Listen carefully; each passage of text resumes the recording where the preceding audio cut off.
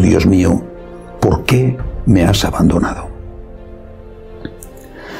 La cuarta palabra de Cristo en la cruz es la única que es referida por dos evangelistas, San Mateo y San Marcos. Los únicos que la refieren, y ellos son la única palabra que refieren y que cuentan. Hay una pequeña diferencia entre uno y otro. Uno utiliza el hebreo y el otro el arameo. Uno dice Elí, Elí, sería la forma aramea, y el otro dice Eloí, Eloí, que sería la forma hebrea de llamar a Dios. Parece que es un fragmento del Salmo 22. Elí, Elí, lema sabactani. Los dos evangelistas ponen en su evangelio el texto original, de tal forma que cuando se hace la traducción al griego, que es el primer idioma al que se traduce ese texto original, se mantiene el texto tal y como fue pronunciado por Jesús. Eso indica la enorme importancia que se dan a estas palabras. Son ciertas, son auténticas. Y lo son no solo porque los dos evangelistas cuentan lo mismo, sino porque, de alguna manera, expresan una debilidad de Cristo, de alguna manera. Están expresando algo extraño. Están expresando una duda. Toda pregunta implica una duda. Cuando pregunto es porque hay algo que no sé. Una duda, en este caso, terrible. Por quien la hace, por quien la expresa, y por aquel al cual se dirige. Dios mío, ¿por qué me has abandonado? Jesús, Dios, le pregunta al Padre, Dios, ¿por qué le ha abandonado?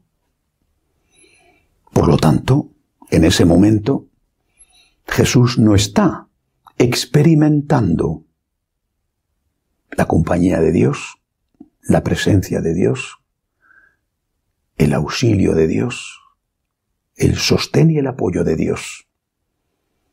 Dios mío, Padre mío, ¿por qué me has abandonado? Hasta ese momento, hasta pocas horas antes, incluso en el terrible instante del huerto de los olivos, Jesús se ha dirigido a Dios llamándole Padre, incluso Papá, Abba. Le ha dicho en el huerto de los olivos, Abba, Papá. Si es posible que pase de mí este cáliz, pero que se haga tu voluntad. Pero la noche oscura, profunda, ha caído sobre él. Está desangrado. La sangre no está regando bien ya su cabeza. Cada respiración le supone un enorme esfuerzo y un gran dolor. Posiblemente sus brazos estaban ya descoyuntados. Para respirar tenía que elevarse porque los pulmones no se podían llenar de aire, y eso significaba apoyarse sobre los clavos o el clavo que taladraba sus pies. El dolor era insoportable. Fue la última tentación de Cristo, peor que aquella que había experimentado al inicio de su vida pública en el desierto. El demonio saltó sobre él. Estaba débil.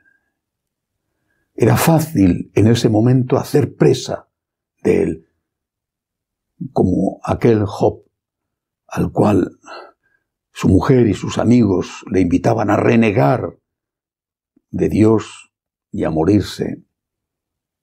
También a él el demonio le invita a renegar de Dios antes de morirse. Cristo expresa una duda. Dios mío, ¿por qué? Pero es una duda que expresa a la vez que indica fe. Está hablando con Dios. Está usando su idioma. No está diciendo Abba, papá. Está diciendo Elí, Eloí. Está diciendo Dios, Señor. Cree en Él. No crees en aquel con el que no hablas. Si hablas con alguien es porque crees en Él. En la propia duda está implícita la fe. Dios mío, Elí, ¿por qué me has abandonado? Él mismo habría dado la respuesta pocas horas antes, incluso pocos minutos antes, pero ahora está en el final del camino. Se somete a nuestras dudas de fe. Resume nuestras dudas de fe. Ha cargado con el pecado del mundo sin ser pecador. San Pablo dirá, quizá meditando sobre ese momento de su vida, que el que no había conocido pecado se hizo pecado, no porque cometió pecado, sino porque cargó con nuestros pecados. Y eso le hace repugnante al Dios Todopoderoso, que es amor infinito y amor perfecto. El pecado, no Cristo, es lo que repugna a Dios. Cristo carga con ese pecado para destruir para siempre ese pecado. Y entonces, desde ahí, desde esa duda, después va a continuar mostrando su confianza, pero en ese momento nos está mostrando el camino. Cuando tengas dudas, no te asustes. Cuando tengas dudas, no pienses que por eso estás ofendiendo a Dios. Cuando tengas dudas, díselo al Señor. Cuando no sepas por qué estás sufriendo, díselo al Señor con confianza. También Cristo lo hizo. Cuando no tienes trabajo, cuando ha muerto un ser querido, cuando estás enfermo, cuando tienes miedo, cuando tu futuro está en el aire, díselo al Señor. No tengas miedo en decírselo. Pero después dile lo que dijo Jesús. Pero por ahora, Él se hace uno de nosotros hasta el final. Recoge, expresa, resume.